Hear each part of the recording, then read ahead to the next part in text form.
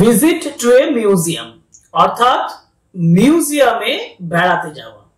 এই বিষয়ের উপরে তোমাকে কখনো প্যারাগ্রাফও লিখতে বলতে পারে অথবা তোমাকে তোমার বন্ধুকে একটা পার্সোনাল লেটারও লিখতে হতে পারে।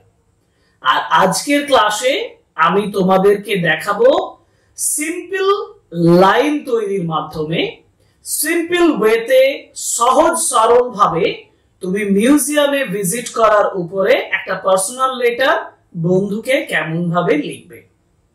So welcome to English Education channel. Today's class is on an important personal letter writing on visit to the museum.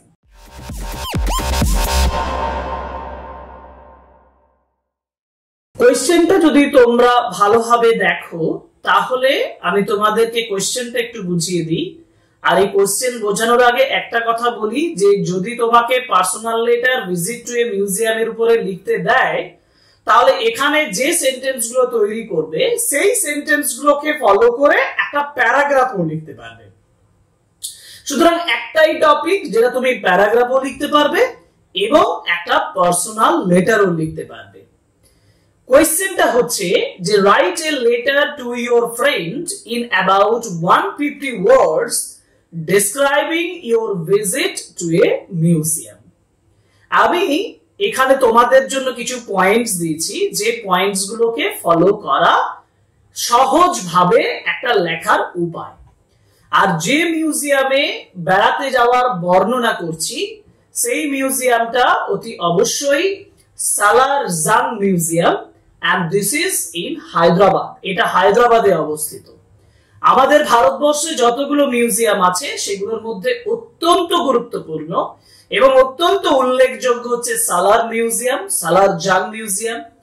যারা এখনো পর্যন্ত এই মিউজিয়ামটা দেখোনি, যদি কোনোদিন সুযোগ হয় তাহলে এই মিউজিয়ামে একবার ভিজিট করো, দেখবে তোমার যে হিস্টোরিক্যাল পার্সপেক্টিভ বা হিস্টোরিক্যাল যে নলেজ সেই নলেজটা একটা আলাদা মাত্রা পাবে।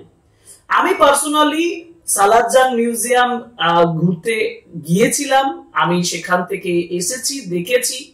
আমার দেখে এই মিউজিয়ামটা যথেষ্ট well organized and we may say well treasured, মানে একটা ভালো সম্পদের দিক থেকে বলে মনে হয়েছে। আমি সেটার উপরেই তোমাদেরকে লিখাবো। তোমরা কন্টেন্টটা ভালোভাবে দেখো যে আমি কেমন ভাবে লিখছি। আমি একটু পয়েন্টস গুলো বলে দিই। সেটা হচ্ছে যে নেম অফ দ্য মিউজিয়াম যেটা সালার জাং in Hyderabad, when you visited কখন তুমি ভিজিট করেছিলে, ইটস ইম্পর্টেন্স এর গুরুত্ব, who accompanied you তোমার সাথে কে কে গিয়েছিল, the day ওই দিনের বর্ণনা করতে হবে, and your feelings and experience তোমার অনুভূতি এবং অভিজ্ঞতা। এখন এই পয়েন্ট গুলোকে ব্যবহার করে আমি একটা পার্সোনাল লেটার লিখবো, আমার বন্ধুকে লিখবো। বন্ধুকে পার্সোনাল লেটার লিখতে গেলেই প্রথমেই একেবারে লেটারের ডান দিকে উপরে তোমার অ্যাড্রেস দেবে, যেখানে তোমার শহর, তোমার গ্রাম, তোমার স্টেট অর্থাৎ যে রাজ্যে তুমি বাস করো এবং জিপ কোড মানে সেখানকার যে পিন কোড আছে সেটা লিখতে হবে এবং ডেট লিখতে পারো। এখন ডান দিকে এই অ্যাড্রেস লেখার ব্যাপারটা তোমরা বাঁ দিকেও লিখতে পারো।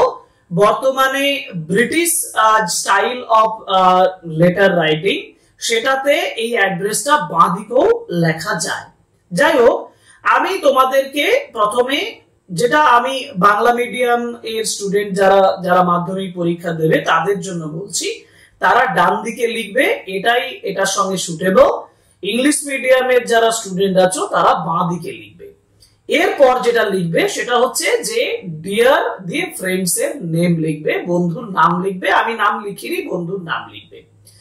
দেখো স্টার্টিং যে সেন্টেন্সটা বলেছি, যেখানে বলেছি যে I have not received any letter from you for a long time, এটা একটা পার্সোনাল লেটারের স্টার্টিং জায়গা, মানে যেখানে শুরুটাই তুমি এই ধরনের সেন্টেন্সটা দিয়ে করবে। প্রত্যেক পার্সোনাল লেটারে তুমি এটা লিখতে পারবে।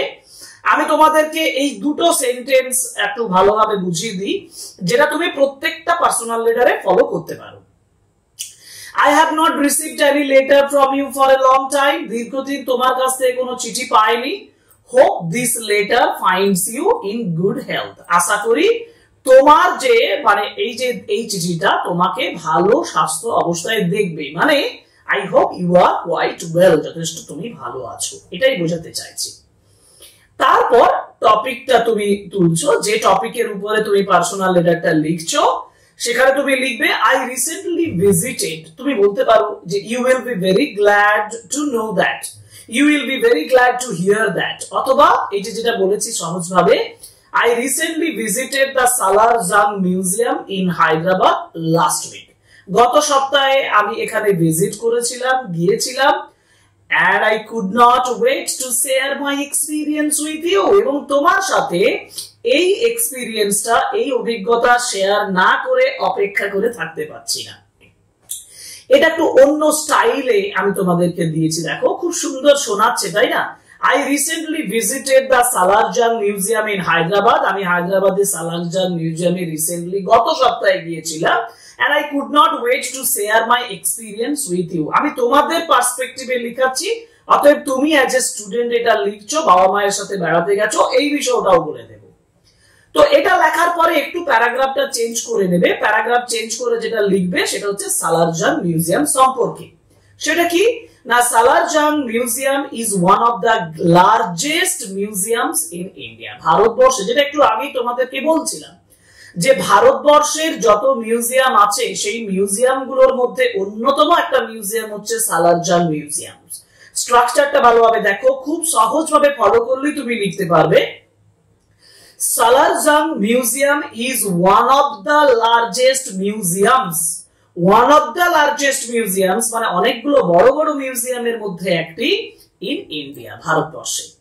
It is renowned, it is famous, it is renowned for its vast collection. Vast collection মানে একটা ওয়াইডেন্ড, একটা বিস্তৃত কালেকশনের জন্য, সংগ্রহশালার জন্য। কিসের? অফ আর্ট, বিভিন্ন কলাবিদ্যার বস্তু, মানে স্থাপত্য ভাস্কর্য, এগুলো আর্টের মধ্যে পড়ে। আমি স্থাপত্য ভাস্কর্যের ইংরেজি লিখতে পারতাম, আমি বলতে পারতাম there is a vast collections of architecture, okay, সেটা আমি বলতে পারতাম। আমি না বলে একটু জটিল হবে বলে আমি বলেছি vast collection of art and artifacts. Art and artifacts from around the world, সারা পৃথিবীর বিভিন্ন জায়গার আর্ট এবং আর্টিফ্যাক্টস এর বস্তুর একটা দারুণ রিনাউন্ড ভাস্ট কালেকশন এখানে রয়েছে। এখন আমি দেখো পরে যে সেন্টেন্সটা দিচ্ছি সেটা একটু ব্রেক করে দিয়েছি, এটা আমার সুবিধার্থে দিয়েছি, সেন্টেন্স ফরমেশনের জন্য দিয়েছি। তোমরা কিন্তু এই সেন্টেন্সটা পরপর লিখে যাবে, শুধুমাত্র এখানে প্যারাগ্রাফটা ব্রেক করবে যেখানে এক্সপিরিয়েন্স উইথ ইউর পরে। আমি এখানে সহজভাবে বলেছি, দেখো যে I went with my parents, আমি আমার বাবা মায়ের সঙ্গে সেখানে গিয়েছিলাম। দেখো এখানে যে কথাটা আমি বললাম যে এই যে এই সেন্টেন্সটা আই ওয়েন্ট, আমি গিয়েছিলাম, আই ওয়েন্ট আমি গিয়েছিলাম, আমি বাবা মায়ের সঙ্গে গিয়েছিলাম। I went with my parents, আমি আমার বাবা মায়ের সঙ্গে গিয়েছিলাম। উই স্পেন্ট আওয়ার্স, আমরা ঘন্টার পর ঘন্টা কাটিয়েছিলাম। এক্সপ্লোরিং দ্য এক্সিবিটস, প্রদর্শনীগুলো মানে যে সকল জিনিসগুলো দেখানো আছে ওখানে সেগুলো এক্সপ্লোর করে, সেগুলো ইনভেন্ট করে, সেগুলো, কারণ এগুলো আমার কাছে নতুন, তাহলে আমি এগুলো এক্সপ্লোর করছি, ইনভেন্ট করছি, আবিষ্কার করছি। আমার হার্ট, আমার মাইন্ড, আমার বডি এবং আমার হেড এইগুলো এক্সপ্লোর করছে এই জিনিসগুলো। সেন্টেন্সটা ভালোভাবে বোঝো, সেটা হচ্ছে যে I went with my parents, আমি আমার বাবা মায়ের সঙ্গে গিয়েছিলাম। উই স্পেন্ট আওয়ার্স, আমরা ঘন্টার পর ঘন্টা কাটিয়েছিলাম। এক্সপ্লোরিং দ্য এক্সিবিটস, এই এক্সিবিটস গুলো, প্রদর্শনীগুলো দেখে, মানে আবিষ্কার করতে করতে। এরপর এই বিষয়টা মানে তোমার ভিজিট সম্পর্কে বলছে, তুমি কি কি দেখলে, এটা খুব গুরুত্বপূর্ণ। কি কি দেখা যাবে? It has many old things from different countries. Different countries মানে বিভিন্ন দেশ।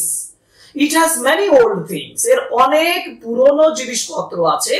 From different countries, বিভিন্ন দেশ থেকে আনা পুরনো জিনিসপত্র এখানে আছে। I saw paintings, আমি পেইন্টিংস দেখেছিলাম। Sculptures, sculptures মানে হচ্ছে ভাস্কর্য, আমি স্কাল্পচার্স ভাস্কর্য দেখেছিলাম। Weapons, অস্ত্র শস্ত্র দেখেছিলাম। And old furnitures, এখানে একটা এস যোগ করে দেবে, old furnitures, পুরনো আসবাবপত্র দেখেছিলাম। হ্যাঁ, এখানে অনেক আসবাবপত্র আছে, জানো তো। হিস্টোরিক্যাল ঐতিহাসিক বিভিন্ন ব্যক্তির, বিভিন্ন দেশের, বিভিন্ন জাতির এবং বিভিন্ন সম্রাট এবং শাসকের ব্যবহৃত বিভিন্ন আসবাবপত্র রয়েছে, অস্ত্রশস্ত্র রয়েছে, বই রয়েছে, স্কাল্পচার ভাস্কর্য রয়েছে। There were many antique clocks. Antique মানে হচ্ছে ancient, প্রাচীন। প্রাচীন, ক্লক মানে অনেক পুরনো ঘড়ি আছে। Some clocks were very big. অনেক ক্লক আছে যেগুলো অনেক বড়। I also saw old books and swords. আমি এখানে দেখেছিলাম পুরনো বই এবং তরবারি, অনেক তরবারি, অনেক weapons দেখেছিলাম। Each room, প্রত্যেকটা room was filled with things of history. Yes, historical things were there in various rooms. অনেকগুলো রুমের ভিতরে historical যে things গুলো, সেই things গুলো ছিল। So each room was filled with things of history. ইতিহাসের জিনিসপত্রে ভর্তি হয়েছিল প্রত্যেকটা room. It is a treasure of history. এটা হচ্ছে ইতিহাসের একটা আকর, একটা সম্পদ স্থল, ট্রেজার। এটা একটা।